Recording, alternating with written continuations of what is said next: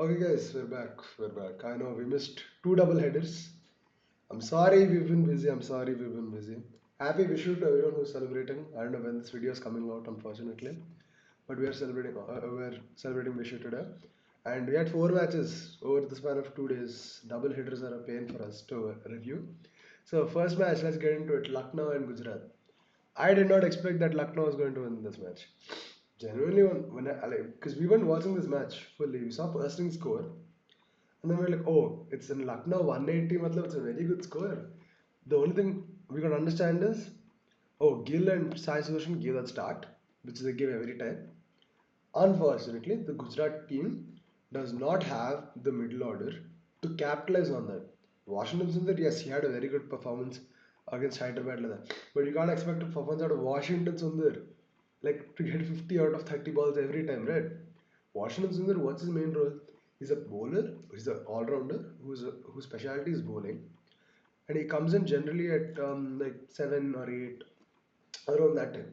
And you can't expect him to come out and do power hitting like you're expecting a player like Braden Cars or Akshar Patel or Ben Stokes would do.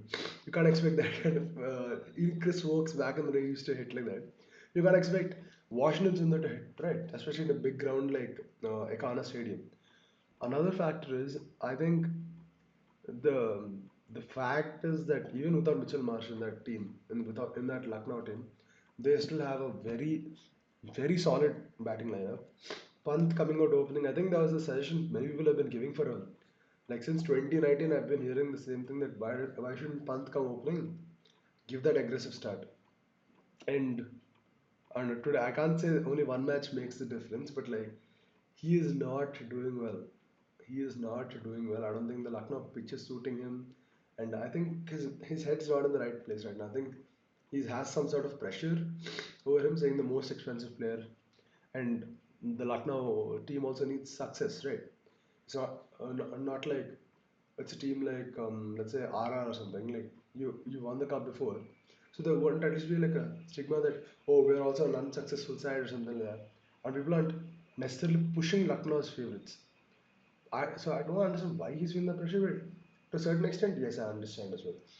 But coming to the Gujarat team, I think more than Lucknow team, I think yeah, Markram, everyone's good. Yeah, they're all performing fine. All performing radically and they're doing good. But coming to the Gujarat side, I just don't like how they play. Like yes, they have 4 wins and 2 losses right now. But I'm telling you, this team, if it does not connect, if Sai and Gill do not connect, let's say in a playoff match, what are you gonna do then? You're gonna unless you're in the qualifier, you're probably gonna get knocked out in the eliminator over there. Your team's screwed. That day as well against Hyderabad, the only reason why Gujarat won was because Gill was there. Even if Washington was there, but 3 wickets were down over there, I think the game would have gone off the other way only. So one thing is Ashinara really needs to figure out a plan that okay, let's switch up the batting order. Let's let Gill go and Butler go up opening. Just in case something happens, let's push down Sai Sudarshan. I'm not saying that's the optimal solution because it's been working out for them, sending Sudarshan and Gill for opening. But maybe this is just a scenario they have to check it out in their head. Or otherwise, I'm telling Shah Rukh Khan needs to get his head in the game. Or next year, that number 4 spot, no, get it ready for someone else. In the auction, some uncapped player or some foreign player he'll be doing fine. Right? There's so many T20 leagues now in the world. There's the 100 as well. You have SA20, which so many Indian owners have. So there's so many options now. And that number 4 spot for any team, it's a very crucial spot, especially in this day and age of aggressive batting. Just in case wickets fall, what's gonna happen? Matlab, you need that anchor, you need that mediator over there. And this is exactly why I think Gujarat, if they fix this slot now, I think you can see a dynasty start off over here. But that's enough of my opinion and me yapping. Let's get to my friend over here. So, what's your opinion? Yeah, you look at this match, GT versus LSG is the clash of the new team. Both played some interesting cricket. You look at GT, like as you said earlier, it is dependable on the top three to perform.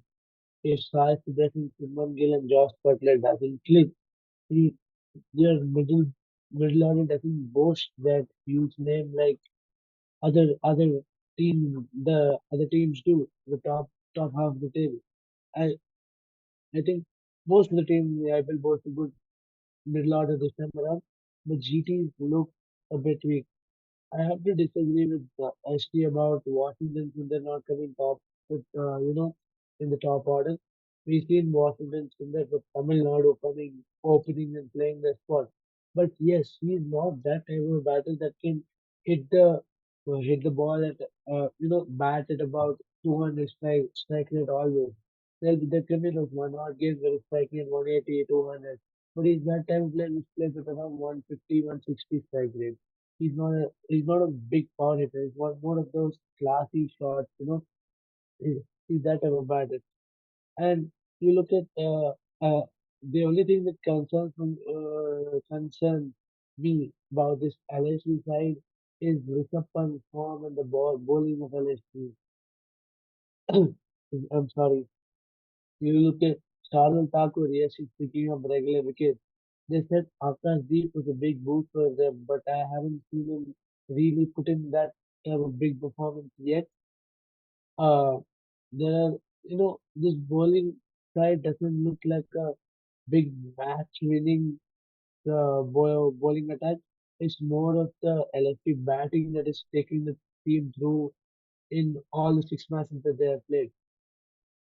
So yeah, that's all I've got for this game. I mean, Nicholas Puran, he's been in form since game one. Ace Markham's back in form, and uh, if and Ayush Badoni is bringing that 30 odd runs too.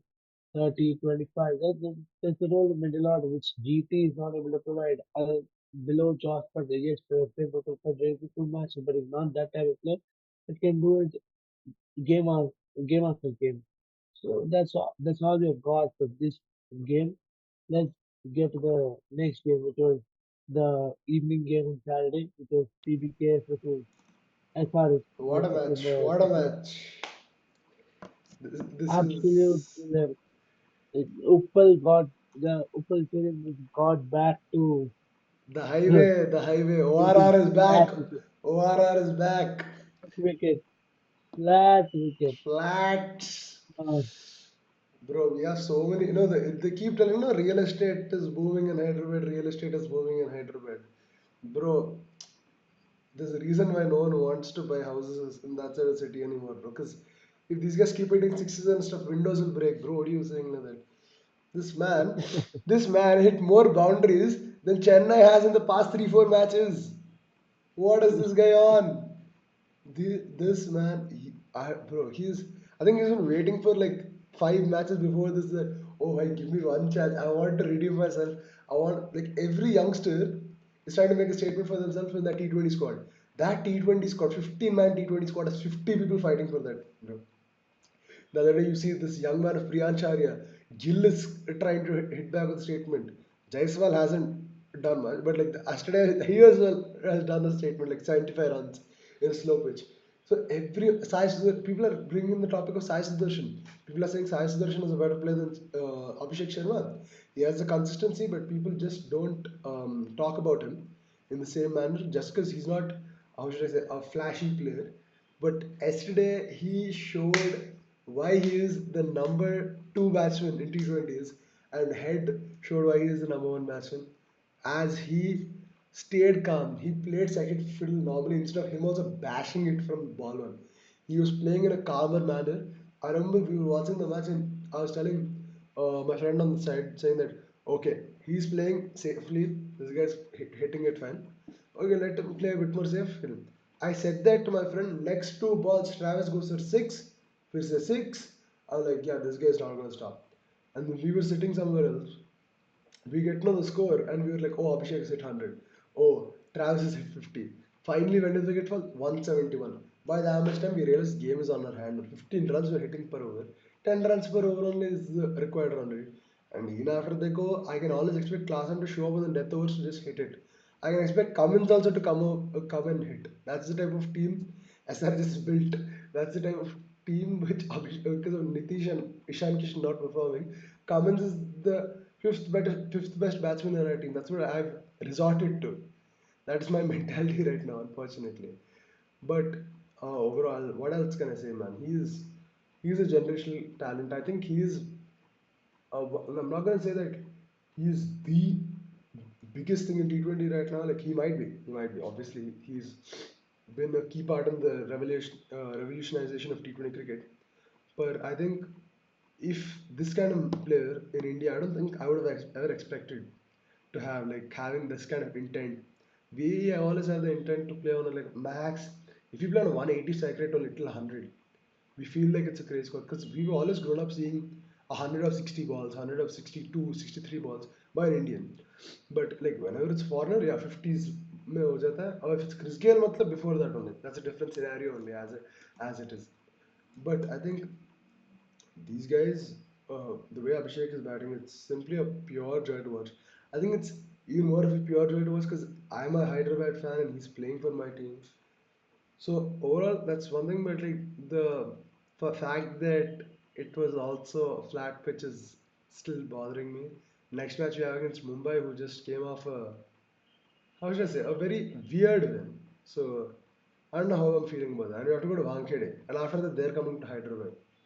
So these two matches, if we win these two, I think we're on the right path. We can take this momentum and try finishing them the third, fourth position as well in the playoffs. At least try, like even if we lose there, no, I'll say okay. You know what? People expected us to reach the finals this time, but the fact that we started off with such a bad run, but we reached third or fourth as well. I'll be like, okay, yeah, next season they then we can fill in those gaps, and next season we can try for the cup. But if we lose these two matches right now, we have to play it very carefully. And if SRH, they really need to learn how to play on a slow pitch. Mumbai also, it will be a small stadium. These guys will try bashing it. Last time also, Abhishek went to Mumbai against England. We remember what he did. So if they just adapt, slowly they adapt. I can see that they're adapting and chasing. They adapt a bit in first batting as well. I think this team is going to be back into the form. And another thing is Navratri is over. The Rakshaso are back. So everyone be fearing. So what do you think? Um, you have to give credit to the Punjab Kings batting first for posting such a good side total. This this 240 total is coming after a huge gap. Uh, we have seen 200 to 15, but first match was a 280 like oh one more season of only big scores, only batting taking place. But then the cycle got interesting, and this match was again uh uh it was a match between who has the bigger muscle. That's how I would like to say this match was. I mean, Priyan Charya and Captain Singh, they gave the best start that Punjab Kings could have asked for. In 4 overs, they were 56 for one. Then Shreyas Iyer came, he's carrying on that purple patch that he has. He's in a different zone altogether. On top there is a flat wicket. That is like him, what in such a purple patch, he's on such opportunities. They'll pounce on them. It was, it was is excellent award. And then yes, it's done the way they changed it. We saw it last season, and we saw it in this match too. How they've been hitting big totals, chasing down big totals. I mean, the again it's power hitting 14 fours and 10 sixes. Oh, it's a joke. It's a joke. And then I don't know if Punjab Kings luck was in their side or what, but Abhishek Sharma was just really lucky on that day. First, it was a catch taken. Everybody thought, okay, Abhishek Sharma, who was hitting, has gotten out within the power play itself. But then no ball was called, and that was the changer. Then Yuzvendra Chahal dropped catch. I mean, someone has to be really lucky to have two chances in the game. And players like him will definitely capitalize on such opportunity, and that's what he did. My only concern for this SRS side moving forward, I know Punjab Kings have got the bowling attack, and the batting to win a couple of more matches. They're doing fine. They're doing well. They just need to get over this loss, correct those mistakes and then move on because they know they won the previous matches. They're in good form. They don't have much to worry about. According to me, this SRH side is more to worry about. They've had four losses. This is only their second win. Yes, this is a flat wicket which favored them all that came. But my worry for SRH is SRH's middle order and SRH's bowling attack. We saw SRH's bowling attack. Nami, the one who used to spin the new ball, who could spin the new ball both ways, which is beautiful to watch. It looks like this IPL is lost that sting. Pat Cummins also doesn't look that deadly. Harshal Patel, we saw, yes, with those slower balls, he was effective. But he can be very costly too. We've seen that over the years. Jishan Ansari, yes, he got hit lesser than the others. But yeah, this bowling attack, there is some inexperience and some people they're out of form. And it doesn't look good looking going forward. Yes, 6 months, they still have 9 more matches to go. We've seen a lot of teams come back from this position. But if SRH really want to pull out of this situation, this crisis is what I would like to call it. They would really need to hope and pray that this bowling attack comes back to form. And the middle order, we saw how dependent they were on Travis Head and Abhishek Sharma. Again, they did most of the carrying. That's all I have to say for this SRS side. They have to be careful about all of this, keep this in mind, and then go to forward to the next match. Yes, now they have a win. They should use this as a momentum for the next few games. That's all I have. Now let's get the yesterday's evening match, the match where we plant trees. Afternoon. Afternoon. We, You we keep saying plant evening. trees. It's a Green Bay match. It's usually done at Chinnaswamy, but I think we didn't have an evening game at Chinnaswamy. We're Last talking year, about yeah, IR yeah. versus RCB here. The, yes, we planted a lot of trees through dot balls, but I think RCB has been carrying on this initiative, this green jersey initiative from a long time. Yeah. I I think think during COVID, once they wore that blue jersey, which is a the flop, for which is a the flop. COVID Warriors, that 1 year. Other than that, we've followed this tradition. This green jersey, I'm a RCB fan. Believe me when I say it, it's always been a bad luck charm. It's always been a nervous game to watch. I when I saw that RCB is going to be wearing the Green green jersey, jersey, I was praying. I was praying. Believe me when I say it, I yeah. was praying. I was praying. But every time we've won with the green jersey, we've It's made it big in the tournament. We've reached two finals, 2 times we've been in the playoffs. There's no single time that we have won in the green jersey or made to the playoff. So let's just hope. I'm knocking on wood here. Let's just See, hope what I'm that we trying. No, continue no, this. no, I'm sorry to cut you off, but what I'm trying to say is this season, I gotta tell the previous records are not working, and I think the one who can confirm with this is you, because you have beaten Chennai after like 17 years. Delhi has beaten Chennai after like 15 years, and like a lot of records are changing. So that's that. You guys are the only. We beat Mumbai after 6 years. After, yeah, Mumbai after so long. So this Mumbai after 6 games, something like 10 years in Wankhede. market it's And then you look at yesterday's match. It was supposed to be a slow pitch, and RCB were bowling really well. Apart from Jaiswal, there was no RR batter that looked deadly in that Rajasthan Royals batting lineup. Sanju Samson did get out of Kunal Pandya, and then Riyan Parag did hit that 30 odd runs, but then he has got out. Then Yashasvi Jaiswal played a beautiful innings of 75. But once he got out, it was 137 for 3 in 17 overs, and it seemed true what they were saying. But kudos to Dhruv Jurel, the way he batted in the last 3 overs. I mean, to get that 35 odd runs and post their 170 total on a slow pitch. They would have thought, oh, it's game on.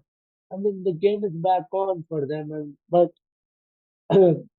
Kudos to them, but RCB bowlers, they did bowl well. Other than, yes, Sharma, who was a little costly on that day. So yeah, and then you look at RCB's batting lineup. I think Virat Kohli and Phil Salt, that opening pair is really working for RCB. Virat Kohli playing his natural game with a lot more freedom because of how Phil Salt is playing.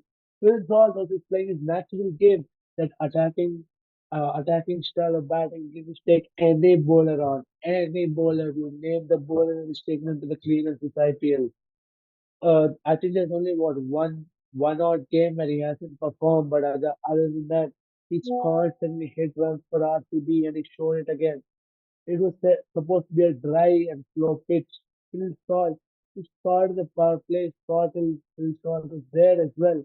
We were cruising at 10 runs per over and Phil Salt was in the crease. It was just superb to watch. And you can't dare drop batsmen like Phil Salt and Virat Kohli. You give Phil Salt two chances, Virat Kohli one chance, man, you know you're out of the game. You can't make such costly mistakes. That will supposedly play safe hands of Riyan Parag. We're seeing him drop a catch, seeing Yashasvi Jaiswal drop a catch. That was not a good look for RR. For RCB, their season is going really well. They're playing some really good cricket this time around. They look like a very promising side. I think I've said it in most of my match review, most of our match review. My bad. Highlight that this RCB team this time around looks like a well balanced side. You look at Bhuvaneshwar giving his experience, Ross Hazelwood coming in with his experience, Kunal Pandya choking the batsman. Yes, they all coming. I mean, yes, they all you see the past couple of seasons, the way he's bowling after being hit by for 5 6 by Rinku Singh, they were taking a major hit on his mental state. But to come back after that and the way he's bowling is just very pleasing to watch. Kudos to this RCB side. This RR side, it looks concerning. Like I spoke about SRH. This team is more like in the top order. Yes, not this time around. Yes, it is Jaiswal before, but again, other than that, it's always Samson performing. Riyan Parag is not able to convert those stars. I think this is the second or third game that Rosarel has played. This batting lineup looks very weak. It doesn't look like that can take the match through at all game, do it game in and game out. It doesn't look like that kind of side. And you look at Rajasthan Royals bowling also.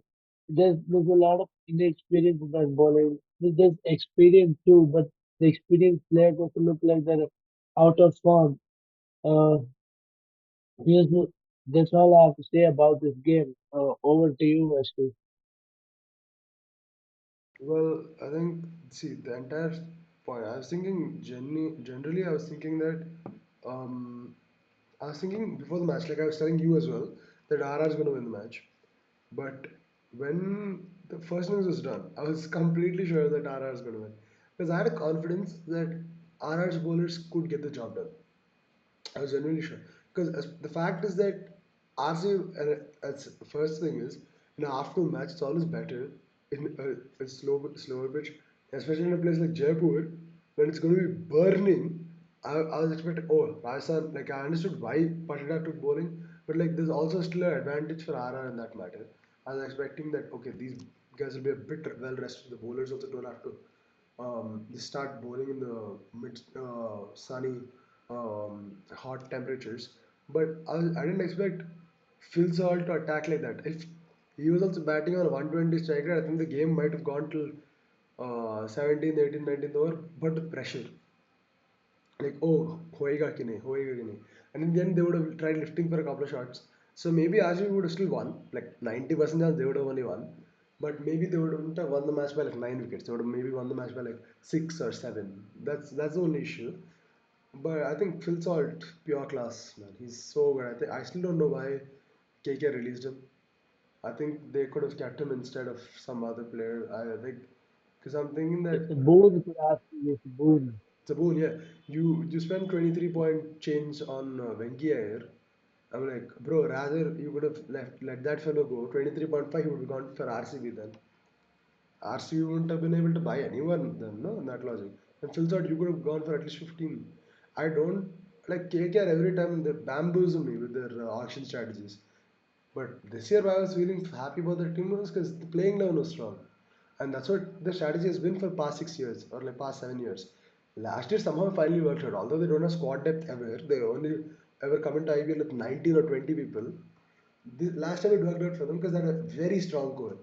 So I think that was the mentality they wanted this year as well, and they realized. I think Venki Iyer was like a last minute resort, and Ajinkya Rahane as well, because they didn't have a captain properly.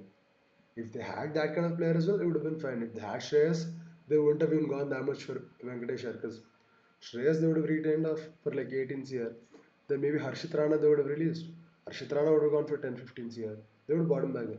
I think RCB doing well has so like this IPL doesn't start from match one like match March 22nd IPL started or something. No, it started on November 25th or something when the auction started because that's when your team you get to know, okay, you're gonna win, you're gonna lose, how well you're gonna do, at least you can get a certain mindset of it. But leave that. I have to talk about SD's match, bro. What is that match? Literally, what is that match? I was in full confidence that, oh yeah, Delhi is going to definitely win. That like but I remember the first innings that Mumbai was playing very well. They were playing at a 10 run per hour. Like, okay, maybe they're going to give a good shot. But if I didn't realize Karun Nair was playing, I didn't realize at all because he was the impact player. I was like, why would he come in? Someone else will probably come in. I was thinking, but I think the way he leapt in, the statement he made, I think just for that knock, I think it was like pure disrespect by the batsman of Delhi to lose a game like that, guys. What was that? Ashutosh, I did not expect that of you.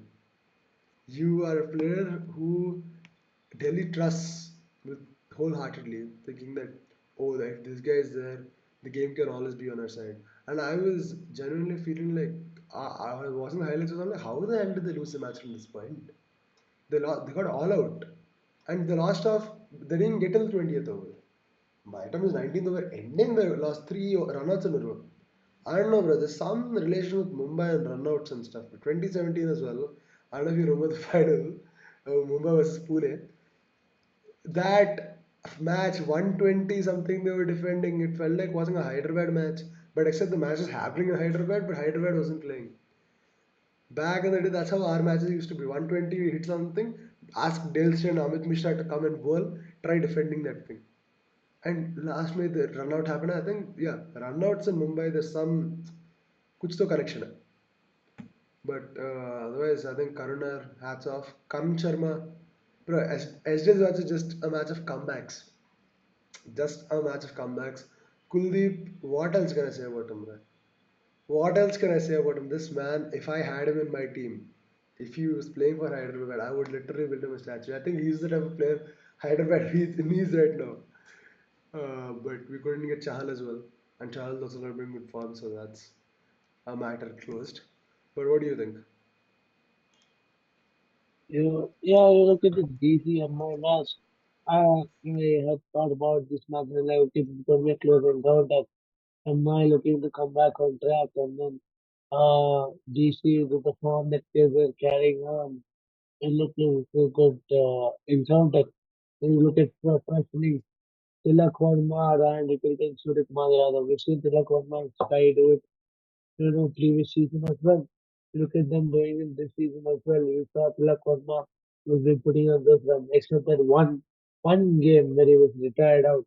I think it's been good. Even Surya Kumar Yadav has been good. It's good to watch Ryan Nicholson come back in the runs. I told, I think the last time around that Ryan Nicholson needs to come amongst the runs.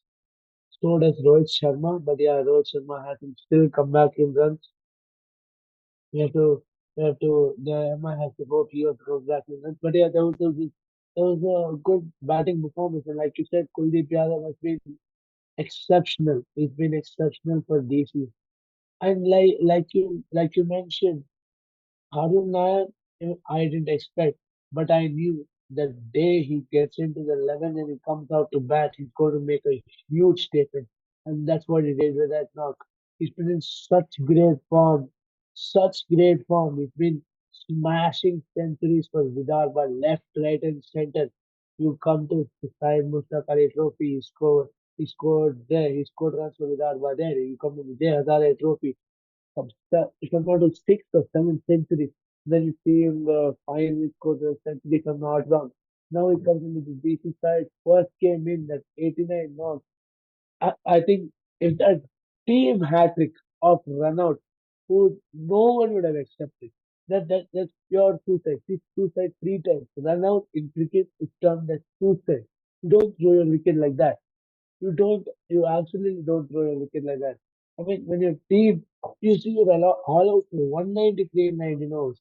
All you needed was 13 more runs in the next over. All you needed was to keep one of the batters on the other side, one of the batters. I mean, that was just, that was, that was just shocking to watch. I mean, it, it's, I don't know what else to say. And Karan Sharma, uh, the experience that he holds. I mean, he's not a bowler that can win you game after game, but he does pull in some performances in a game or two that can literally turn the match around for you. He's that type of type of bowler that he may go for a lot of runs, but he can pick those wickets too. That's the type of bowler that Karan Sharma is. And I think it worked out for them Mumbai yesterday, and even Mumbai will be looking to capitalize on this win and use this as momentum, just like SRH, to make a possible comeback into this IPL season. And I think that's all we have for today. We've covered four matches, and there's there was a lot that happened in the Yeah, weekend. There's still we'll be back. a We'll be big back with the chunk. daily uploads. Still a big chunk of this IPL left, and like I've always said, there's definitely some more exciting cricket to come. Some promising cricketers, both young and experienced, that we're going to witness this IPL season. And yeah, we're definitely not gonna miss. We're not gonna miss out on these match reviews. We'll be posting them regularly. So stay tuned, and like always, don't forget to like, share, and subscribe, guys. Do it, See you in the next guys. video. See you guys. Bye.